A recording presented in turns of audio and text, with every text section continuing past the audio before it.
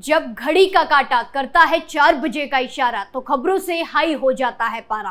क्योंकि 4 बजे हम चक्रव्यूह के साथ आपके सामने पेश होते हैं। नमस्कार, कैपिटल टीवी में आपका स्वागत है और मैं आपके साथ प्रिया बिस्ट। आज चक्रव्यूह में सबसे पहले बात होगी सीएम योगी के स्पेशल 30 की।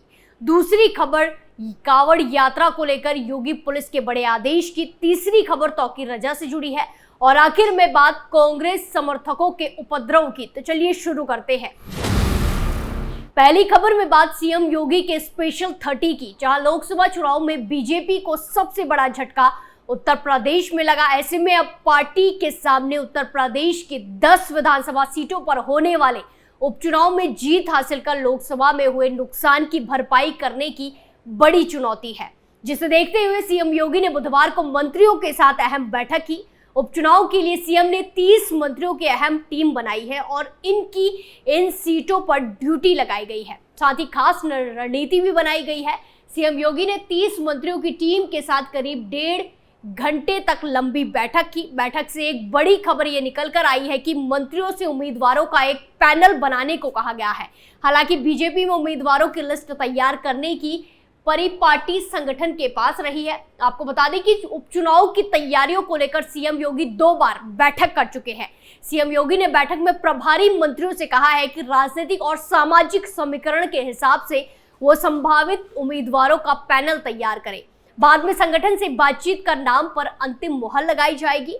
पिछले महीने खत्म हुए लोकसभा चुनाव में विधायकों से सांसद बनने की वजह से 9 विधानसभा सीटें खाली हुई हैं। जिन सीटों पर उपचुनाव कराए जाने हैं उनमें मिल्कीपुर, कटिहारी, फूलपुर, गाजियाबाद सदर, मझवा, मीरापुर, खैर और कुंद्रकी सीट शामिल है। लोकसभा चुनाव के बाद उत्तर प्रदेश की इन 10 सीटों पर उपचुनाव में जीत हासिल करना बीजेपी के लिए प्रतिष्ठा का सवाल बन गया है। सीएम योगी की इस खास टीम में शामिल किए गए मंत्रियों को हर हाल में जीत दर्ज करने के अभी से क्षेत्रों में डटे रहने के निर्देश दिए गए हैं। दूसरी खबर योगी पुलिस के बड़े आदेश की, जहां 22 जुलाई से शुरू होने वाली कांवड़ यात्रा की तैयारी जोरों पर है। ऐसे में शासन प्रशासन की ओर से लगातार नए दिशा निर्देश भी जारी किए जा रहे हैं। इसी क्रम में कांवड़ यात्रा को लेकर मुजफ्फरनगर पुलिस द्वारा जारी एक आदेश ने नई बहस छेड़ दी है। जिला पुलिस की ओर से जारी आदेश में कहा गया है कि कांवड़ यात्रा मार्ग पर जो भी दुकान होंगी उसके मालिक को अपना नाम दुकान पर लिखना होगा। दरअसल सोशल मीडिया पर मुजफ्फरनगर के एसएसपी अभिषेक सिंह का एक बयान वायरल हो रहा है, जिसमें मीडिया के सवाल पर वो कहते हैं कि देखिए, कांवड़ की तैयारियां शुरू हो गई हैं और हमारे जनपद में लगभग 240 किलोमीटर का कांवड़ मार्ग है। इसमें जितने भी खान पान के दुकानें हैं, चाहे वो होटल, ढाबे, ठेले, जहाँ से भी कांवड़िए अपनी खाद्य सामग्री खरीद सकते हैं, उन सबको ये निर्देशित किया गया है कि अपने प्रोप्राइटर के या काम करने वालों के नाम ज़रूर डिस्प्ले करें। ये इसलिए ज़रूरी है ताकि किसी प्रकार का कोई कन्फ्यूजन किसी भी कांवड़िए के अंदर ना रहे और ऐसी स्थिति ना उत्पन्न हो कि कहीं कोई आरोप प्रत्यारोप हो और बाद में कानून व्यवस्था की स्थिति उत्पन्न हो। इसलिए ऐसा निर्देश दिया गया है और सब इसको अपनी स्वेच्छा से इसका पालन कर रहे हैं। कांवड़ यात्रा को लेकर मुजफ्फरनगर पुलिस के एसएसपी ने बड़ा फैसला लिया है। आदेश में कहा गया है कि दुकान पर दुकानदार का नाम स्पष्ट लिखा होने से कोई कंफ्यूजन नहीं होगा। होटल, ढाबों, ठेलों पर भी नाम लिखे होने चाहिए, जिस पर विपक्षी दल बौखला गए हैं और सवाल उठा रहे हैं। फैसले पर ऐतराज जताते हुए एआईएमआईएम के अध्यक्ष असदुद्दीन ओवैसी ने कहा है कि ऐसा करके मुसलमानों को कांवड़ यात्रा से दूर किया जा रहा है। उन्होंने इस फैसले की आलोचना की, जहां ओवैसी ने सोशल मीडिया साइट एक्स पर एक पोस्ट को रिपोस्ट करते हुए लिखा, उत्तर प्रदेश पुलिस के आदेश के अनुसार अब हर खाने वाली दुकान या ठेले के मालिक को अपना नाम बोर्ड पर लगाना होगा, ताकि कोई कांवड़िया गलती से मुसलमान की दुकान से कुछ ना खरीद दे। इसे दक्षिण अफ्रीका में अपार्थाइड कहा जाता है और हिटलर की जर्मनी में इसका जुडन बॉयकॉट था। वहीं इससे पहले उत्तर प्रदेश सरकार ने कांवड़ यात्रा के दौरान हथियारों के प्रदर्शन पर रोक लगाने के संबंध में एक एडवाइजरी जारी की।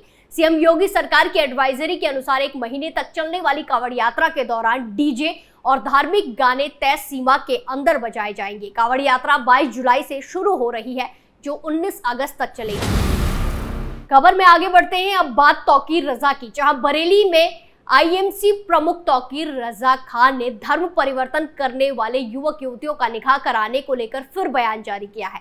मौलाना तौकीर रजा 21 जुलाई को ही कहा था कि सामूहिक निकाह कराएंगे, लेकिन एक बार फिर मौलाना तौकीर रजा अपने बयान से पलट गए हैं।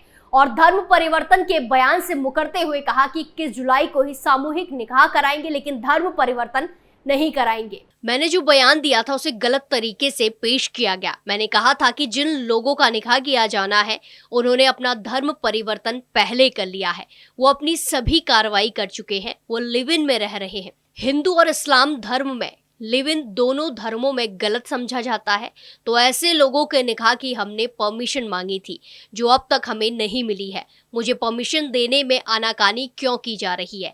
रात मेरे लोगों को बुलाकर दबाव में लिया गया और लिखवाया गया कि कार्यक्रम स्थगित करवाया जाता है। हमने जो तारीख दी थी उसी तारीख को कार्यक्रम करेंगे। साथ ही मौलाना ने जारी बयान में कहा कि कार्यक्रम स्थगित करने का पत्र बिना हमारी संस्तुति के जारी किया गया है। उन्होंने आरोप लगाया कि प्रशासन ने हमारी विभिन्न मांगों पर कार्रवाई का आश्वासन दिया था, इसीलिए पदाधिकारियों ने कार्यक्रम स्थगित का पत्र जारी कर दिया। मौलाना ने मांग की है कि जिन लोगों ने मुस्लिम लड़कियों का धर्म परिवर्तन कराकर शादी कराई है उनकी भी जांच करवाकर कार्रवाई की जाए। तब तक ये आश्वासन नहीं मिलता, कार्यक्रम स्थगित नहीं कर सकते। हालांकि उन्होंने ये भी कहा है कि अनुमति नहीं मिली तो हम कानून के खिलाफ कोई कार्य नहीं करेंगे। वहीं दूसरी तरफ मौलाना तौकीर रजा के हिंदू लड़के लड़कियों के सामूहिक धर्म परिवर्तन और निकाह के ऐलान के बाद बड़ी संख्या में मुस्लिम युवतियों की घर वापसी करवाने वाले पंडित के संघधार ने मोर्चा खोल दिया है। उन्होंने कहा कि तौकीर रजा 2000 दंगे का आरोपी है और सावन महीने में शहर का माहौल बिगाड़ना चाहता है। मुख्यमंत्री जी और प्रशासन को तौकीर रजा के खिलाफ सख्त कार्रवाई करनी चाहिए। तुम्हारे पूर्वज भी तो हिंदू थे, आप भी आ जाइए, हम आपको घर वापसी करवाते हैं। दरअसल मौलाना तौकीर रजा ने योगी राज में सामूहिक धर्म परिवर्तन का ऐलान किया था, जहां 22 लड़के लड़कियों के सामूहिक धर्म परिवर्तन का ऐलान करते हुए तौकीर रजा ने कहा कि 21 जुलाई को एक साथ 5 लड़के लड़कियों का धर्म परिवर्तन कराया जाएगा, जिसमें सामूहिक निकाह होगा। तौकीर रजा ने कहा, हमने जिला प्रशासन से सामूहिक धर्म परिवर्तन और निकाह की परमिशन मांगी। तौकीर रजा के इस घोषणा का हिंदू संगठनों ने खूब विरोध किया था। इसके बाद पुलिस प्रशासन भी सतर्क हो गई। पुलिस ने साफ कह दिया कि बिना अनुमति के इस प्रकार के किसी भी कार्यक्रम का आयोजन नहीं करने दिया जाएगा। पुलिस के वरिष्ठ अधिकारी ने कहा कि अगर कोई जोर जबरदस्ती करने की कोशिश करता है तो उसे सख्ती से निपटा जाएगा। आखिरी खबर उत्तराखंड के हरिद्वार से है, जहां मंगलौर विधानसभा सीट पर हुए उपचुनाव में कांग्रेस के काजी मोहम्मद निजामुद्दीन को जीत मिली।